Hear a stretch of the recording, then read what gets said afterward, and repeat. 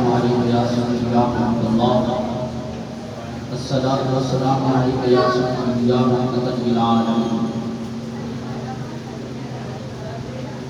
میں نے آپ کے سامنے یہ سورہ یوسف کی آیت نمبر 67 اور 68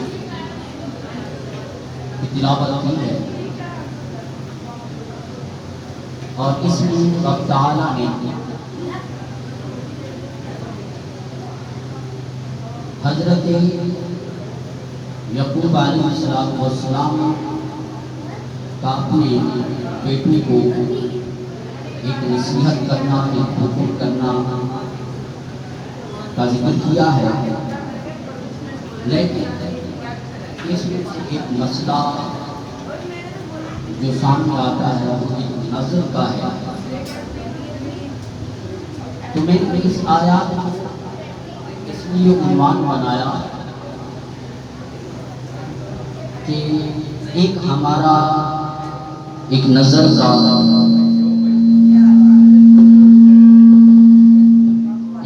کا جو کنسپٹ ہے اسلام میں اس کی کیا حیثیت ہے. تو میں نے کہا اس مسئلے کو ڈسکس کرتے ہیں. رب تعالیٰ نے فرمایا وَقَالَ يَا بُنَيَّ لَا تَأْكُلُوا، اور حضرت یعقوب علیہ السلام نے اپنے بیٹوں سے کہا کہ لا تأكلوا، نہ من ابواب واحد، ایک دروازے سے نہ داخل. فرمایا وَادْخُلُوا مِنْ أَبْوَابٍ مُتَفَرِّقَةٍ، وَادْخُلُوا مِنْ أَبْوَابٍ مُتَفَرِّقَةٍ، اور فرمایا کہ داخل ہو متفرقہ دروازے، ایک دروازے سے نہیں بلکہ مختلف دروازوں سے گزرو. پھر فرمایا وَمَا أُغْنِي عَنْكُمْ مِنَ اللَّهِ مِنْ شَيْءٍ، اور کوئی نہیں بچا سکتا اور میں نہیں بچا سکتا من اللہ من شیء، اللہ کی طرف سے کوئی چیز ہو، یعنی اللہ کی تقدیر کا جو فیصلہ ہو میں اس سے تمہیں نہیں بچا سکتا. حضرت یعقوب علیہ السلام نے فرمایا ان الحکم الا للہ، بے شک یہ حکم جو ہے جو اللہ کا حکم ہے الا للہ، وہ ہو کر رہتا ہے. علیہ توکل کو، اور میں اسی پر بھروسہ کرتا ہوں. اور پھر فرمایا وعلیہ فلیتوکل المتوکلون، اور جو توکل کرنے والے ہیں، جو بھروسہ کرنے والے ہیں، انہیں چاہیے کہ وہ اسی پر ہی بھروسہ کریں، یعنی رب کی ذات پر بھروسہ کریں. ولما داخل، اور جب وہ داخل ہوئے حضرت یعقوب علیہ السلام کے 10 بیٹے جب داخل ہوئے مصر میں، شہر مصر کے 4 دروازے، تو کہا جب وہ داخل ہوئے من حیث امرهم ابوهم، جو ان کے باپ نے جہاں جہاں سے گزرنے کا حکم دیا اور وہ وہیں سے داخل ہوئے. ما کان یغنی عنہم من اللہ من شیء، اور اللہ کی من اللہ من شیء، اللہ تعالیٰ کی کسی چیز سے، یعنی تقدیر سے کوئی چیز بچا نہیں سکتی. الا حاجۃ فی نفس یعقوب، اور یعقوب علیہ السلام کے دل کی خواہش تھی اس نے پوری کر دی. یعنی حضرت یعقوب علیہ السلام کی اولاد آپ اپنے باپ کے حکم پر اپنے باپ کو فالو کیا کہ ہمارے باپ نے ہمیں حکم دیا، ہمارے باپ نے ہمیں آرڈر دیا کہ بیٹا تم سفر پر جا رہے ہو، تو سفر پر جہاں باپ نے جس بات کو حکم دیا اور وہیں سے وہ نکلے اور وہیں سے چل کو وہ انسداد. اگر ایک پہلو سے اس پر غور کریں تو باپ کے حکم کو فالو کرنا بھی ادب کا تقاضا ہے. تو حضرت یعقوب علیہ السلام نے جیسے اپنے اولاد کو حکم دیا اور ویسے ہی انہوں نے اپنے باپ کے حکم کو فالو کیا. تو اس سے یہ ثابت ہوتا ہے کہ ماں باپ کا حکم یہ ادب کا ایک قرینہ ہے اور ماں باپ کے حکم میں بہت ساری حکمتیں اور مصلحتیں ہوتی ہیں. اور پھر فرمایا وَإِنَّهُ لَذُو عِلْمٍ، وہ صاحب علم تھے، یعنی حضرت یعقوب علیہ السلام صاحب علم تھے. اور اللہ تعالیٰ نے فرمایا کہ لما علمناہ، اور ہم نے ان کو علم عطا کیا. ولکن اکثر الناس، لیکن بہت سارے لوگ ہیں کہ لا یعلمون، اس علم کو نہیں جانتے. یعنی رب تعالیٰ نے حضرت یعقوب علیہ السلام کو ایک خاص علم عطا کیا، ایک تدبیر کا علم عطا کیا، ایک تدبر کا علم عطا کیا، ایک حکمت کا علم عطا کیا اور وحی کا علم عطا کیا رب تعالیٰ نے. اس بات میں اس میں اگر غور کریں آیات میں کہا کہ لا تدخلوا من ابواب من باب واحد، کہ ایک دروازے سے گزرے. شہر مصر کے 4 دروازے تھے اور بیٹے 10 تھے. 10 بیٹوں کو کہا ایک دروازے سے مت گزرنا. کیوں؟ اب سوال پیدا ہوتا ہے کہ 4 دروازے تھے، بیٹے 10 تھے. جب سفر میں ایک رول ہے، جب انسان سفر میں جاتا ہے، جب سفر کے لیے قافلہ روانہ ہوتا ہے، تو جب گروپ روانہ ہوتا ہے تو وہ اکٹھے ہی جاتے ہیں. آپ نے کبھی غور کیا، آپ کا بھی ٹور چلتا ہے، ٹور جاتا ہے تو آپ ایک ترتیب سے منظم طریقے سے بس پر سوار ہونے کے بعد پھر آپ کی ٹکٹ ہوتی ہے اور اس سے پھر لائن وائز آپ ترتیب سے ایک دروازے سے، ایک انٹر گیٹ سے آپ داخل ہوتے ہیں اور گزرتے ہیں اور نگرانی کے ساتھ گزرتے چلے جاتے ہیں. یہ دنیا کا نظام تو یہ ہے، ترتیب تو یہ ہے. لیکن حضرت یعقوب علیہ السلام نے ایسا کیوں کہا؟ اپنے بیٹوں کو حکم تو یہ ہونا چاہیے کہ بیٹا تم 10 ہو بیٹے، اکٹھے رہنا، اکٹھے چلنا، اکٹھے گزرنا، اکٹھے بیٹھنا، اکٹھے کھانا، جہاں جائیں جہاں سے گزرے اکٹھے آپ کا آنا جانا ہو. لیکن الگ کرنے کا حکم کیوں؟ 4 دروازوں سے گزرنے کا الگ حکم کیوں؟ کہ 4 دروازوں سے 2 ہو کر، 3 ہو کر الگ سے داخل ہونا، ایک ہی دروازے سے مت داخل ہونا. اس قرآن میں اب دیکھیں ایک لفظ کا من باب واحد، ایک دروازے سے گزرنا. پھر کہا آگے حکم کر دیا وَادْخُلُوا مِنْ أَبْوَابٍ مُتَفَرِّقَةٍ، بہت سارے دروازوں سے گزرنا، متفرقہ الگ ہو کر. متفرقہ کا لفظ بتاتا ہے، یہ قرآن کی آیات بتا رہی ہے کہ الگ دروازوں سے گزرنا یہ حکم ہے. یہ رب تعالیٰ نے حضرت یعقوب علیہ السلام کی نصیحت کو، حکم کو رب تعالیٰ نے قرآن کے اندر ذکر کیا. اب وہ 10 کے 10 بیٹے حسین تھے، جس کے بعد جا رہے تھے وہ یوسف علیہ السلام تھے. یوسف علیہ السلام مصر کے بادشاہ تھے. وہ گندم لینے کے لیے گئے تھے، کہا سالی ہو گئی. جب گئے تو باپ کے حکم کے مطابق 4 دروازوں سے الگ داخل ہونا. اب میں جو حکمت بتانا چاہتا ہوں وہ اس کی حکمت کیا تھی، باپ کے حکم میں حکمت کیا تھی.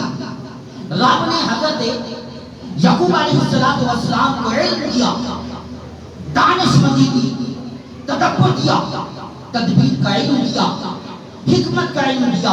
وہ اپنی تدبیر کے ساتھ نصیحت کر رہے تھے، حکم کر رہے تھے.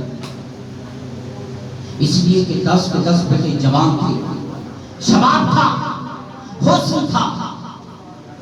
حسین تھے، ان کے حوصلے کی وجہ سے اپنے بیٹوں کو کہا کہ تمہارے حوصلے کو دیکھ کر، تمہاری جوانی کو دیکھ کر، تمہارے شباب کو دیکھ کر، تمہارے گروپ کو دیکھ کر، تمہاری تعداد کو دیکھ کر کہ سامنے والا کوئی ایسا نظر والا شخص بیٹھا ہوگا، اس نظر کا اثر ایسا پڑے گا کہ کہیں ایسا نہ ہو کہ میرے ان 10 بیٹوں پر نظر کا اثر پڑے، اس بد نظر کا اثر پڑے جس کی وجہ سے میرے بیٹوں کو تکلیف ہو، میرے بیٹوں کو نقصان پہنچے، تو اس نقصان کی بچانے کی خاطر حکمت اختیار کی، تدبیر اختیار کی، احتیاطاً یہ حکم دیا کہ الگ الگ ہو کر جانا کہ کسی بد نظر کی نظر نہ پڑ جائے۔ اس کا مطلب یہ نکلا، یہ قرآن سے ایک کنسپٹ نکلتا ہے کہ بد نظری کا بھی اثر ہو سکتا ہے۔ اور پھر آگے فرمایا وَمَا أُغْنِيَ عَنْكُم مِّنَ اللَّهِ مِن شَيْءٍ، فرمایا کہ میں اللہ تعالیٰ کی تقدیر سے بچا نہیں سکتا، یعنی رب کی تقدیر سے، رب کی تقدیر کے فیصلے سے بچا نہیں سکتا، لیکن احتیاط تدبیراً یہ آپ کو حکم دے رہا ہے۔ جو رب کی مشیت ہے، وہ رب کی مشیت سے، وہ رب ہی اپنی مشیت کے ساتھ کوئی حکم صادر کرتا ہے، اور جو آرڈر صادر کرتا ہے وہ کام ہو کر رہتا ہے۔ لیکن حضرت یعقوب علیہ السلام نے تدبیر اختیار کی، لیکن انسان کی تدبیر پر رب کی تدبیر غالب ہوتی ہے۔ کیسے؟ اس جملے کے اندر اگر غور کریں تو کیوں کہا؟ اس لیے کہا کہ حضرت محمد مصطفیٰ صلی اللہ علیہ وسلم کے خلاف ذہنوں میں کفار مکہ نے، مشرکین مکہ نے ایک سازش کی، ایک پلان کیا تھا نبی علیہ السلام کو قتل کرنے کا، معاذ اللہ۔ وہ ایک تدبیر تھی، وہ ایک فیصلہ کیا، اس تدبیر کے مطابق انہوں نے پلان کیا، نبی علیہ السلام پر حملہ کیا۔ ایک طرف انسان کی تدبیر تھی، دوسری طرف رب کی تقدیر تھی۔ انسان نے تدبیر کی اور پلان کیا اور گھیرا ڈالا۔ رب کی تقدیر کا عالم یہ تھا کہ محمد مصطفیٰ وہاں سے گزرے، ہاتھ میں ایک روایت میں آتا ہے کہ کنکریاں تھیں، وہ کنکریاں اٹھائی اور پھینکی، وہ سب کی آنکھوں میں گزر گئی، اور محمد مصطفیٰ صلی اللہ علیہ وسلم وہیں سے نکل پڑے، وہیں سے چل بسے، اور وہ ان کی آنکھوں کے اندر کنکریاں پڑی اور رب نے ان کو اندھا کر ڈالا، اور محمد مصطفیٰ صلی اللہ علیہ وسلم وہاں سے روانہ ہو گئے۔ اب اس پوائنٹ میں اگر غور کریں، اس مقام پر اگر غور کریں، یہ سورۃ انفال کے اندر ہے۔ ایک طرف کفار مکہ کی تدبیر تھی، مشرکین مکہ کی تدبیر تھی، دوسری طرف رب قادر مطلق کی تقدیر تھی۔ تدبیر ہار گئی، تقدیر جیت گئی۔ یہ اس لیے فرمایا کہ وما اغنی عنکم من اللہ من شیء، کہ میں حضرت یعقوب علیہ السلام نے اس لیے فرمایا کہ اس کے اندر جب رب کی تقدیر غالب آ جائے تو میں اس سے بچا نہیں سکتا۔ تو یہ حکمت دیتے ہوئے کہا کہ تم لوگ الگ الگ دروازوں سے گزر کر جاؤ، الگ الگ دروازے سے گزرنے کا حکم اس لیے تھا کہ بد نظر سے بچانے کی حکمت تھی۔ اب میں یہاں اس بات سے، اس قرآن کی آیات سے یہ ثابت ہوا کہ نظر برحق ہے۔ حضرت ابو ہریرہ رضی اللہ تعالی عنہ فرماتے ہیں، رسول صلی اللہ علیہ وسلم نے فرمایا کہ نظر برحق ہے، اور پھر فرمایا کہ کسی شخص کو گھور کر مت دیکھیں، غور سے مت دیکھیں، اس لیے ہو سکتا ہے تمہاری بد نظری کا اس پر اثر ہو جائے اور کسی کی جان کو نقصان ہو سکے، کسی کے مال کو نقصان ہو سکے۔ اس لیے نبی علیہ السلام نے، یہ بخاری شریف کی حدیث ہے، حدیث نمبر ہے 5740، یہ بخاری کی حدیث ہے۔ حضرت ابو ہریرہ رضی اللہ تعالیٰ عنہ بیان فرماتے ہیں نظر پر حق ہے، آپ نے گھورنے سے منع فرمایا کہ کسی کو گھور کر مت دیکھیں۔ اگر کسی نے لباس پہنا ہوا ہے، کوئی کھانا کھا رہا ہے، کسی کا جانور ہے، کسی کی گاڑی ہے، کسی کا بنگلہ ہے، کسی کی علم ہے، کسی کا دولت، کسی کی شہرت، کسی کا مقام، کسی کا مرتبہ، ساری چیزوں کو کبھی حسد سے مت دیکھیں، کبھی گھور کر مت دیکھیں، بد نظری سے مت دیکھیں کہ ایسا نہ ہو کہ اس کو نقصان پہنچے۔ نبی علیہ السلام نے اس سے منع فرمایا اس چیز سے۔ اور پھر حضرت عائشہ رضی اللہ تعالیٰ عنہ بیان فرماتی ہیں، آپ نے صلی وسلام فرماتی ہیں کہ نبی علیہ السلام نے مجھے حکم دیا، دم کرانے کا حکم دیا، فرمایا کہ اے عائشہ آپ اپنے اوپر دم کروانے کا حکم جب دیا کہ آپ اپنے اوپر دم کروائیں۔ یہ حضرت محمد مصطفیٰ، یہ بھی بخاری شریف کی حدیث ہے، یہ حدیث نمبر 5138 کی حدیث نمبر ہے۔ حضرت ام سلمہ رضی اللہ تعالیٰ عنہ فرماتی ہیں، وہ فرماتی ہیں کہ نبی علیہ السلام کے گھر میں ایک بچی تھی، اس کا رنگ زرد ہو گیا تھا، سیاہ ہو گیا، رنگ تبدیل ہو گیا۔ آپ علیہ السلام نے فرمایا کہ اس پر دم کروایا جائے۔ میں اس لیے اس نقطے کو اس لیے رکھا کہ یہ کہا جاتا ہے کہ یہ دم کا کنسپٹ کہاں سے آ گیا، یہ دم کا نظریہ کہاں سے آ گیا، یہ دم یہ کہاں سے ثابت ہوتا ہے؟ قرآن کی آیات سے، قرآن کی حدیث سے۔ حضرت یعقوب علیہ السلام کو، حضرت یعقوب علیہ السلام کا حکم دینا اپنے 10 بیٹوں کو کہ مصر کی 4 دروازوں سے الگ الگ ہو کر داخل ہونا، اس لیے کہ جب تم اکٹھے داخل ہوگے ممکن ہے کہ سامنے کوئی بد نظر بیٹھا ہوگا، بد نظر کی نظر سے میرے 10 بیٹوں کو نظر لگ سکتی ہے، ہو سکتا ہے ان کا نقصان ہو سکتا ہے، ان کے حسن کا نقصان ہو سکتا ہے، ان کی جان کا نقصان ہو سکتا ہے۔ اس لیے فرمایا کہ تم 4 دروازوں سے الگ الگ ہو کر داخل ہونا، مصر کے 4 دروازوں سے الگ ہو کر داخل ہونا، اس لیے فرمایا۔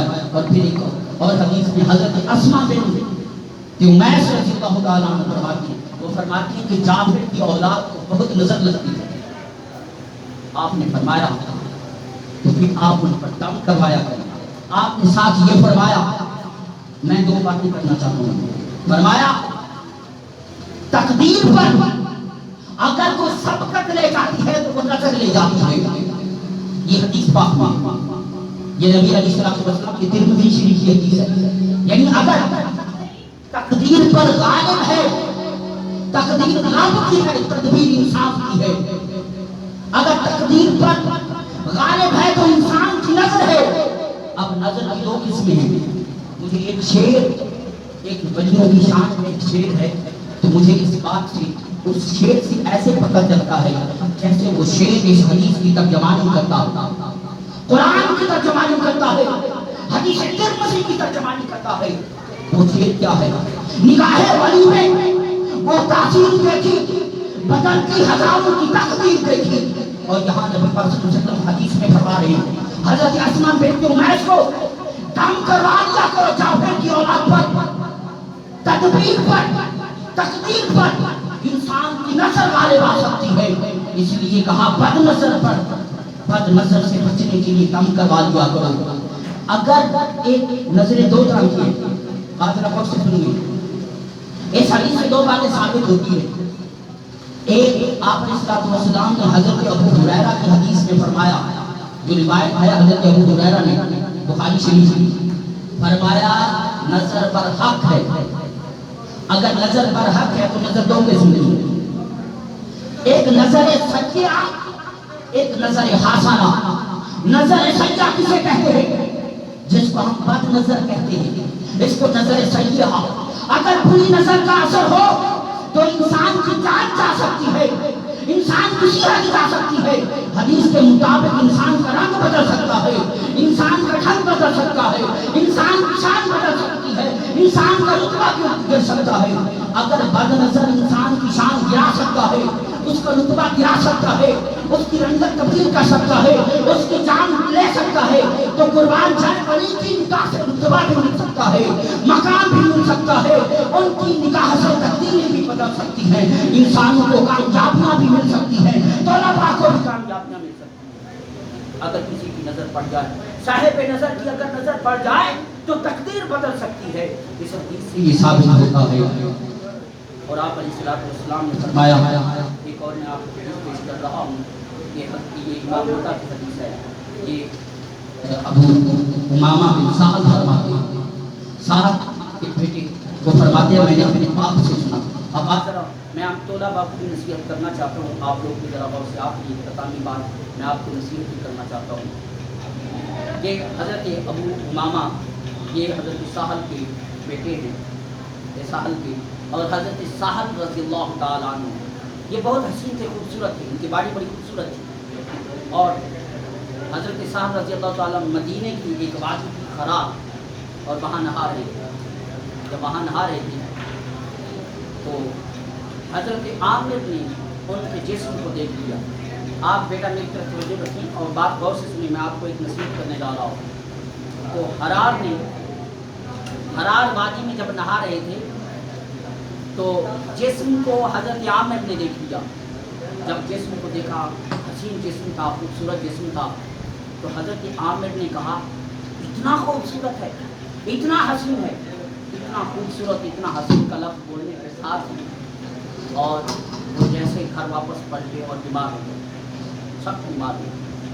اور نبی علیہ الصلوۃ والسلام کی بارگاہ میں حضرت سہل نہیں پہنچے. ایک صحابی نے حضرت سہل رضی اللہ تعالیٰ عنہ کے بارے بتایا کہ حضرت سہل رضی اللہ تعالیٰ عنہ بیمار ہوئے. تو حضرت سہل نے جا کر نبی علیہ الصلوۃ والسلام کو فرمایا، عرض آقا مجھے عامر نے نظر لگائی. بعد رباؤ سے عامر نے نظر لگائی، مجھے دیکھا اور دیکھ کر کہا اتنا حسین جسم ہے، اتنی خوبصورت باڈی ہے، اتنے الفاظ، حیران کن الفاظ کہنے کی دیر تھی. حضرت سہل بیمار ہوئے. نبی علیہ الصلوۃ والسلام نے حضرت عامر کو بلایا. یہ امام مالک کی حدیث ہے. بلا کر کہا اے عامر آپ نے ان کو نظر لگائی ہے؟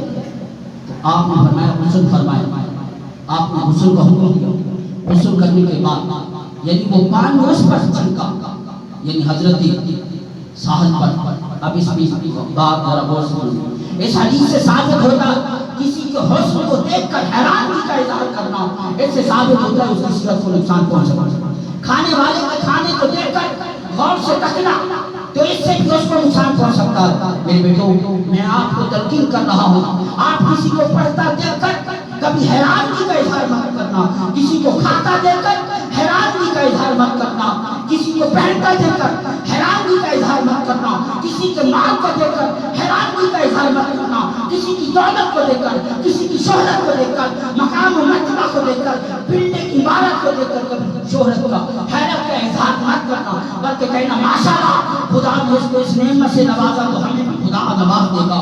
اور پھر حضرت عامر کو کہا اے عامر یہ الفاظ بول تبارک اللہ احسن الخالقین، اللہم بارک بھی.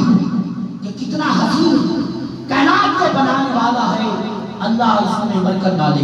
یعنی جب بھی کہا جائے تو برکت کی دعا مانگی جائے. یہاں میں ایک نکتہ بتا دوں، نظر بد نظری کے حوالے سے اس حدیث سے ثابت ہوتا ہے کہ جب کسی کو نظر لگ جائے تو اس نظر کے دو طریقے ہیں. ایک طریقہ اگر پتہ چل جائے کہ فلاں شخص کی نظر ہے، پہلے اگر معلوم نہ ہو تو پھر دم کروا دیا جائے کسی سے. اگر پتہ چل جائے کہ ہے کہ فلاں کی نظر ہے تو پھر اگر اس نے ماشاءاللہ نہیں کہا، احسن الخالق نہیں کہا، اللہم بارک فی نہیں کہا، تو پھر فرمایا نبی علیہ الصلوۃ والسلام نے اس کو غسل کروایا گیا. غسل کرا کر اس کا پانی اس بیمار پر چھینکا جائے جس پر نظر ہو. تو یہ نظر کے دو طریقے ہیں. دم کرنے کا حضرت امام حسن حسین، میں آپ کو بتاؤں کہ کئی سب سے نظر کا قسم نبی علیہ الصلوۃ والسلام کی ذات سے نہیں بلکہ اس سے بھی چاہیے. حضرت امام حسن حسین کی بات نبی علیہ الصلوۃ والسلام نے آپ پر دم فرمایا اور کہا امام حسن حسین کہ آپ کے بابا حضرت اسماعیل علیہ السلام، حضرت اسحاق علیہ السلام جب بھی کسی کو دم کرتے یہ کہا کرتے کہ رب تعالی شیطان سے پناہ عطا کرے، بد نظر سے پناہ عطا کرے اور بری نظروں سے پناہ عطا کرے، شریر کے شر سے پناہ کرے. اور میں بھی آپ کو یہی دعا کرتا ہوں کہ اللہ تعالی آپ کو بد نظر سے، شریر سے، شیطان سے محفوظ رکھے. یہ نبی اس حدیث سے یہ بات ثابت ہوتی ہے کہ یہ دم کا کنسپٹ حضرت اسماعیل علیہ السلام سے، حضرت اسحاق علیہ السلام سے ہے. یہ آج کا نہیں، یہ کنسپٹ قرآن اور سنت کا ہے اور بلکہ اسلام سے پہلے بھی انبیاء کرام سے بھی کنسپٹ ہے. اگر ایسا نہ ہوتا تو نبی علیہ السلام امام حسن حسین کو یہ نہ فرماتے. اور میں آخر میں یہی اختتام کرنا چاہوں گا کہ ہم سب کو رب تعالیٰ ہمیں محفوظ فرمائے بد نظری سے اور اس کی دفاع